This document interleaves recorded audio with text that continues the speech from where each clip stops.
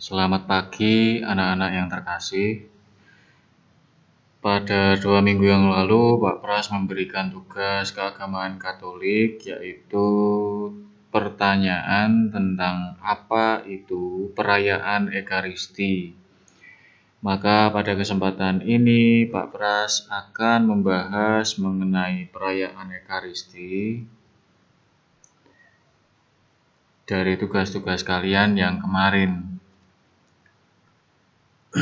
Semua materi yang berada di dalam video ini sifatnya untuk menambah wawasan kita tentang Ekaristi. Baik, kita awali dulu dengan doa sebelum belajar. Dalam nama Bapa dan Putra dan Roh Kudus. Amin. Allah Bapa di surga, kami berterima kasih atas waktu yang boleh kami terima ini. Terlebih kami bersyukur atas kesempatan belajar yang Kau berikan. Kami mohon kepadamu ya Tuhan, supaya Engkau menerangi akal budi kami agar dapat menerima pelajaran dengan baik. Amin. Dalam nama Bapa dan Putra dan Roh Kudus. Amin. Pada minggu lalu, tugas itu mengenai pertanyaan apa itu perayaan Ekaristi. Dari semua yang dikerjakan oleh anak-anak, tidak ada yang salah. Semua referensi yang kalian kutip itu benar semua. Namun pada materi ini Pak Pras akan memberikan penjelasan mengenai perayaan Ekaristi dari referensi Katekismus Gereja Katolik dan dokumen Konsili Vatikan. Dua dokumen itu adalah dokumen penting dan utama dalam pengajaran iman Gereja Katolik. Nah, di sini ada selebran, ada para romo, dan juga hosti yang dikonsekrir agar menjadi tubuh Kristus. Lalu apa itu perayaan Ekaristi? Jadi dalam materi kali ini Pak Pras akan membedah mengenai perayaan Ekaristi. Kemungkinan minggu depan juga masih tetap sama videonya, lanjutan dari materi perayaan Ekaristi ini. Ekaristi adalah sumber dan puncak seluruh hidup Kristiani. Minggu lalu ada yang menjawab seperti ini, betul. Kekayaan rohani gereja, yakni Kristus sendiri, Paskah kita. Ini Pak Pras kutip dari sumber Katekismus Gereja Katolik, artikel 1324. Jadi, Ekaristi adalah perayaan umat, di mana umat tersebut turut berpartisipasi aktif dan penuh dalam perayaan Ekaristi. Ini ya. Selanjutnya,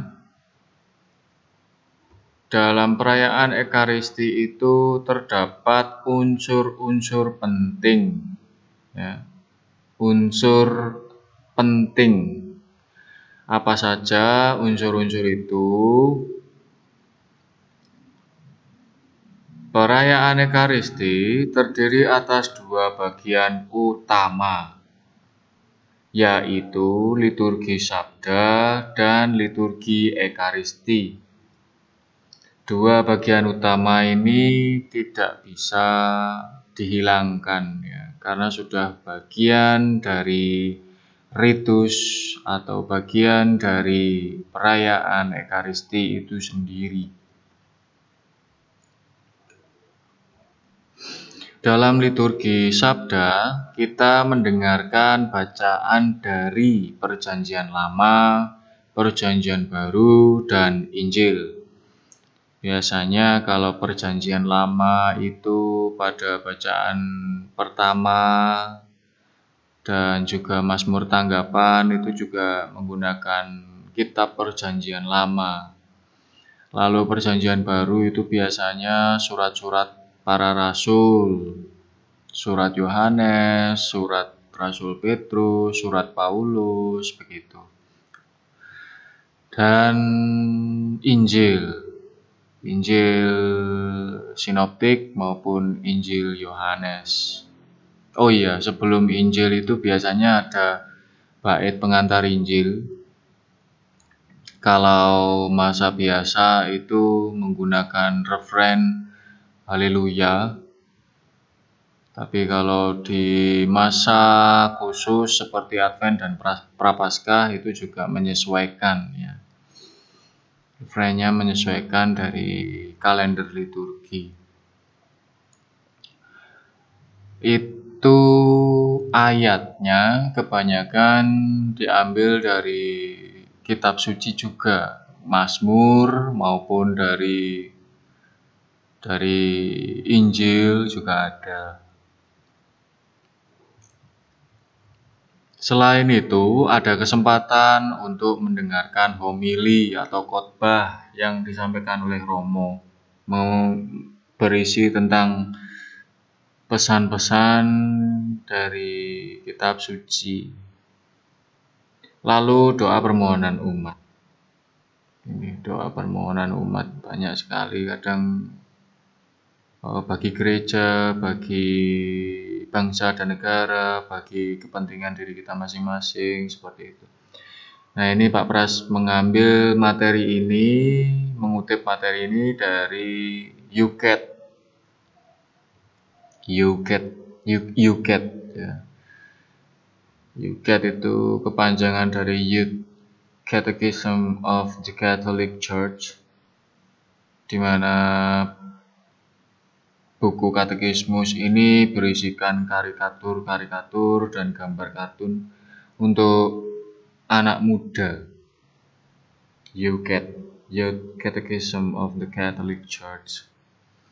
Lalu berikutnya dalam liturgi Ekaristi, roti dan anggur disiapkan, diberkati, dikuduskan dalam konsekrasi, kemudian dibagikan kepada umat dalam komuni. Ini dalam liturgi Ekaristi ya, biasanya diawali dengan persembahan. Setelah persembahan baru ada privasi dari Romo, kemudian dilanjut dengan doa komuni, doa syukur agung gitu ya. Selanjutnya, dalam perayaan Ekaristi itu terdapat tata cara atau tata urutan di dalam misa. Kalau saat ini kita mengenalnya dengan buku kecil warna merah yang diberi judul Tata Perayaan Liturgi yang sudah diterbitkan oleh Komisi Wali Gereja Indonesia atau KWI. Pada dasarnya perayaan Misa Ekaristi dibagi menjadi 4 bagian besar. Yang pertama itu ritus pembuka, kemudian liturgi Sabda, dilanjut liturgi Ekaristi, dan diakhiri dengan ritus penutup.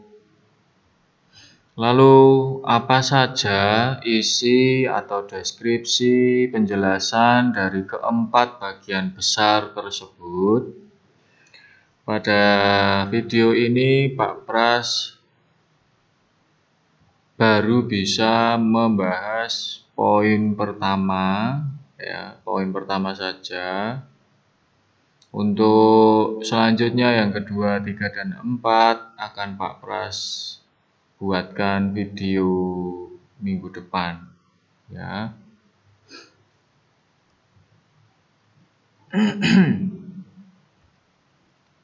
Yang pertama, kita akan membahas ritus pembuka, apa saja isinya dan apa saja penjelasannya.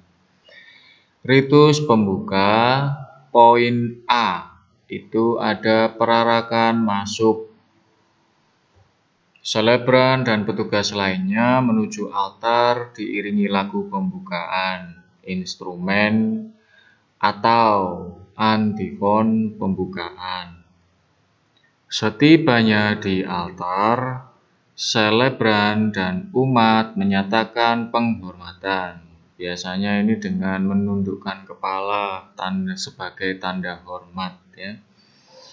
Kemudian selebran mencium altar. Pada hari raya, Paskah maupun Natal maupun hari raya yang lain, hari raya kenaikan Kristus, hari raya Pentakosta, selebran dapat mendupai salib dan altar. Biasanya keliling gitu ya, keliling di panti imam, memutari altar, mendupai salib.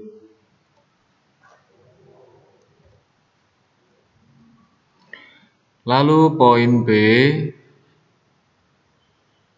tanda salib. Selebran membuka perayaan Ekaristi dengan memimpin tanda salib. Biasanya dalam nama Bapa dan Putra dan Roh Kudus, seperti itu, ya. Selebran itu ya romo-romo yang memimpin misa. Kalau lebih dari satu ya selebran, kalau romonya satu ya romo. Kemudian setelah tanda salib disusul langsung dengan salam pembuka dan pengantar. Perayaan Ekaristi diawali dengan salam Tuhan bersamamu atau dalam bahasa Latin Dominus vobiscum. Tuhan bersamamu. Biasanya romo mendaraskan begitu. Dan dijawab umat dengan jawaban dan bersama rohmu, seperti itu. Atau dalam bahasa Latin, et cum spiritu tuo. Rumusan lainnya juga dipergunakan pada hari raya ataupun pada masa biasa. Pengantar digunakan untuk mengarahkan umat pada inti dan misteri perayaan Ekaristi itu sendiri. Lalu poin D, setelah romo membuka tanda salib, memberikan salam pembuka dan pengantar, tibalah saatnya mengajak umat semua untuk menyatakan pernyataan tobat dan pernyataan Tuhan kasihanilah kami. Ya. Pernyataan tobat dilanjut dengan Tuhan kasihanilah kami, kemudian diakhiri dengan seruan absolusi oleh romo. Semoga Allah yang Maha Kuasa mengasihani kita, mengampuni dosa kita, dan mengantar kita ke hidup yang kekal, yang kemudian dijawab oleh umat dengan jawaban amin. Ini setelah menyatakan seruan tobat dan Tuhan kasihanilah kami, maka ada madah kemuliaan. Madah kemuliaan ini hanya diucapkan atau dinyanyikan pada hari Minggu dan hari raya yang disetarakan dengan hari Minggu atau pada hari pesta. di luar masa Prapaskah dan di luar masa Advent. Jadi pada hari-hari biasa. Kemudian setelah madah kemuliaan dinyanyikan, baru romo atau selebran mengajak kita semua umat untuk mengikuti doa pembukaan. Ya, biasanya sebelum doa pembukaan ini dibacakan, biasanya imam dan seluruh umat hening sejenak dan berdoa dalam hati. Kemudian imam mengucapkan doa pembuka misa hari itu. Itu tadi penjelasan tentang ritus pembuka. Poin-poinnya sudah Pak Pras jelaskan supaya kalian semua, kita semua wawasannya bertambah. Semoga dengan menambahkan wawasan ini kita semakin mencintai perayaan Ekaristi. Baik, untuk materi kali ini cukup sementara ini dulu. Untuk selanjutnya Pak Pras akan sambung minggu depan. Mari kita tutup dengan doa. Dalam nama Bapa dan Putera dan Roh Kudus. Amin. Allah Bapa kami bersyukur kepadamu atas berkat dan penyertaan-Mu selama kami belajar tadi. Semoga apa yang baru saja kami pelajari berguna bagi hidup kami dan berguna juga bagi sesama. Ajarlah kami untuk tidak menjadi sombong atau congkak karena hasil belajar ini. Amin. Dalam nama Bapa dan Putera dan Roh Kudus. Amin. Demikian materi yang bisa Pak Pras sampaikan. Semoga kalian tetap sehat selalu di rumah bersama dengan keluarga. Apabila banyak kekurangannya, Pak Pras mohon maaf. Terima kasih dan berkah dalem.